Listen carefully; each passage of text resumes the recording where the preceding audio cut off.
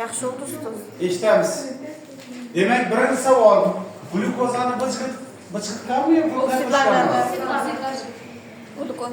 Oksidlardan kumush ko'zga qilaveramizmi? S6 H12 O7 2 dona kumush. Glyukozani molar massasidan bemalol topsangiz bo'ladi. 196 glyukoza 180 ku, 1 kislorod qo'shildi. 196 bo'ladi.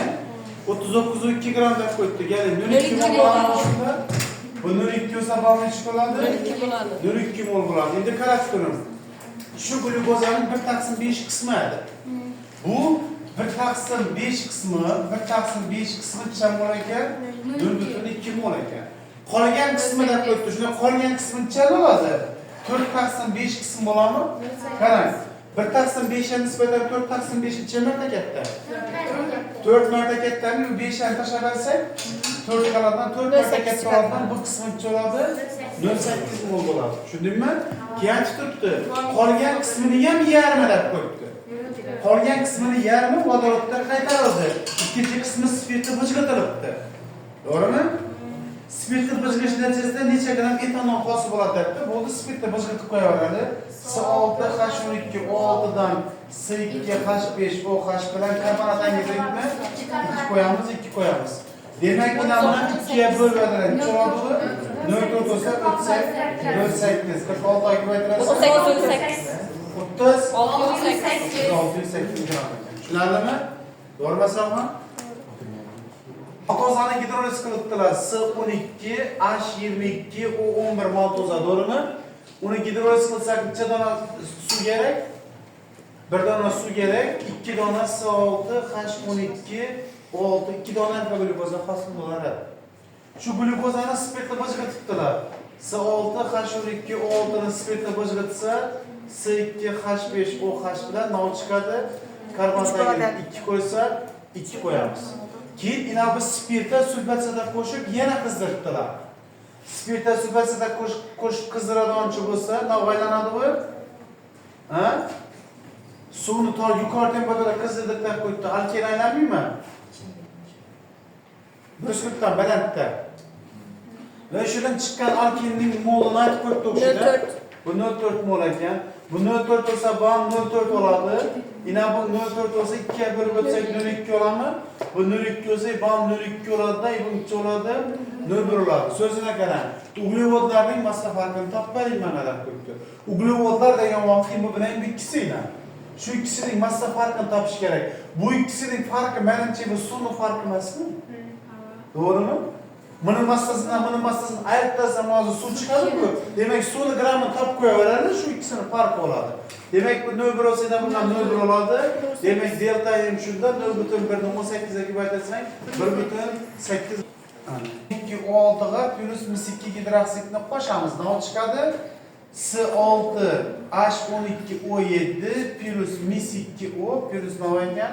Suv. Deyna shuni 2 qo'yamiz. Ana endi desak bo'ladimi? Endi olib qo'ysangiz bo'ladi. Olib qo'ysangiz. Ne olib turibmisiz? 3-reaksiyada olib qo'ysangiz. Bo'ldi, yaxshi. Demak, ina buni moli 0.2 mol deb qo'yibdi.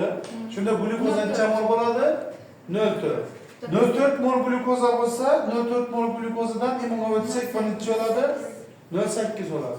0.8 dan parib bera qo'ysak, bu 0.8 bo'lsa, ma'lum kuporasini gramini toptab qo'yibdi, ha? 0.8 dan bu necha bo'ladi? 0.8 bo'ladi. Massa mis sulfat 5 so'm topsak, ichida buni molar massasi 250 emasmi? 250 ni 0.8 ga ko'paytirsak, necha gram ekan? 200 gram ekan. Bormi shunda yana? Tasavvur qiling, kraxmal dudni uzing. Uning tarkibida ushirining tarkibidan 110 ta. Minning tarkibida 120 ta bo'lsa, o'rtachasini toping deb qo'yibdi. Xuddi yangi gazlarda o'rtacha topish bormi? G'ir shunday qilib yechamiz.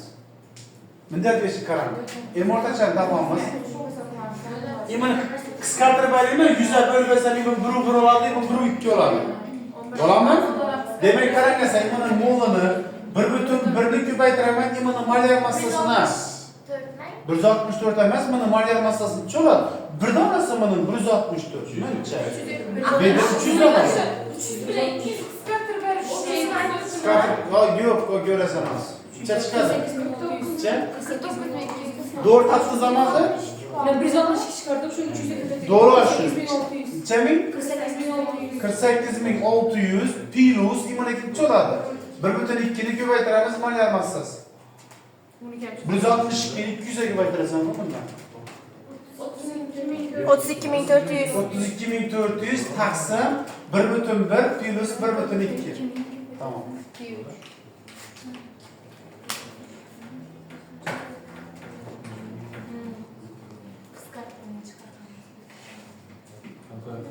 O'zingda 110, 120 deb chiqaram. Katta son bilekshanamdan. Bizlarda 200'dan 200'ga, 300'dan 300'ga degan savol. Size cevap çıktı. 40.148. 40.148. 48. Yani 3,6 chiqishi kerak. Bu suvni beradi. Demak, 3,6 gram shu suvning massasi hisoblanadi. 0,2 mol bo'lami bu? 2 ga ko'tarib bo'lsak 0,4 mol bo'ladi. Ana savolda shuni 2,6 ni spirtda bojg'itibdi. S2H5 bu H bilan no chiqadi. Karbonatga 2 qo'yasan, 2 qo'yasan. Keyin shu chiqqan S2H5 bu H natriy metallni qo'shibdi. Evidek vodorod bilan natriy kelib, vodorod chiqib ketadi. S2H5 qoma natriy bilan 0,5 no chiqadi ekan. Vodorod shu vodorod grammini daftar qo'yibdi. Demak, bu 0,4 mol bo'ladigan bo'lsa, necha mol bo'ladi? 0,8. Demak, bu 0,8 olsa, ibn o'tsak, bu 0,4 bo'ladi. Shundan massa vodorodni daftar qo'yibdi.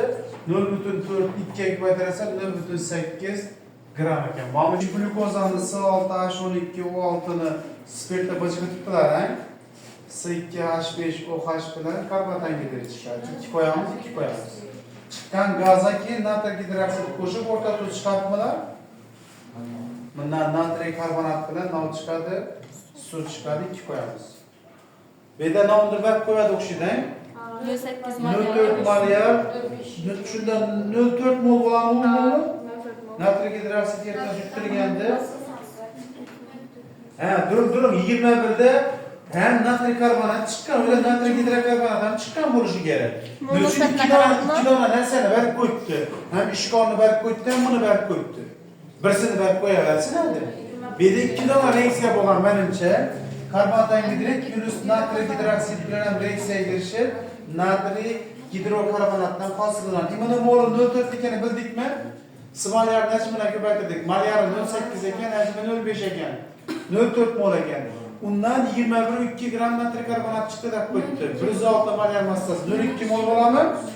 Bu 0,2 olsa 2 ga ko'tarib bo'lsak cho'ldi bu. 0,4.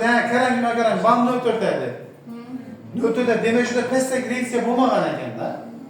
Bu pastda reaksiya bo'lmabdi. Sababi agar hozir juda immun mol 0,4 emas 0,3 mol chiqqanda qan 0,1 pastda reaksiyaga kirishganda beshara. Tushunarlimi? 0,2 dan bu 0,2 oladi. Shunda bu 0,2 olsa 2 ga bo'lib o'tsak bu 0,1 oladi. Bu 0,1 olsa yana bunga 0,1 mol bo'ladi.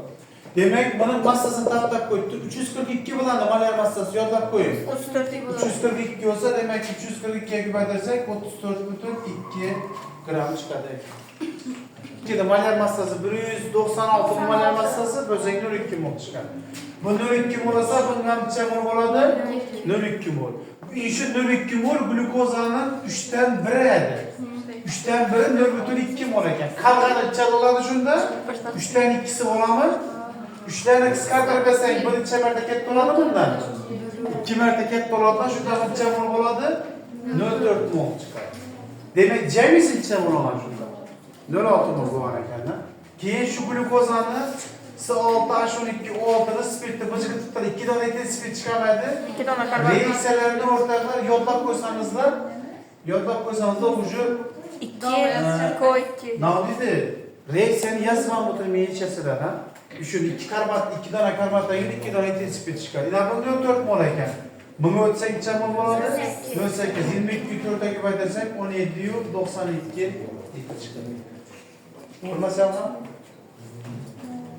S12H22O11 bu maltoza, maltoza. Bundan 2 dona glyukoza chiqadi. Glyukoza. Inavik ikisini 202 6 gramda berk koydu. Çıkan fruktozanı berk koydu. 0,3 molda. Bu 0,3 olsa ne kalıcı oladı? 0,3 oladı. 342'ye küpay desek massası çıkar mı? İçe çıkar dedin. 102 6 gram dedin mi? 102 6 gram çıktı. Bu opşiden buna ise kim geliyor mu? 100 çıkardı. Ayakta yazar 100 gram.